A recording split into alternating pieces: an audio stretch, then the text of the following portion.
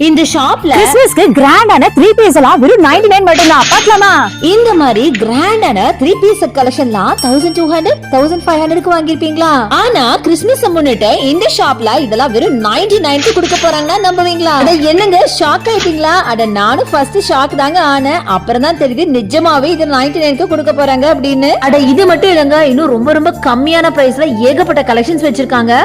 இன்னும் நீங்க இவங்களோட கிறிஸ்மஸ் கலெக்ஷன் எல்லாம் பார்க்கலையே, பாத்தீங்கன்னு வைங்களேன் ஷாப்புக்கு உடனே ஓடி வந்துருவீங்க.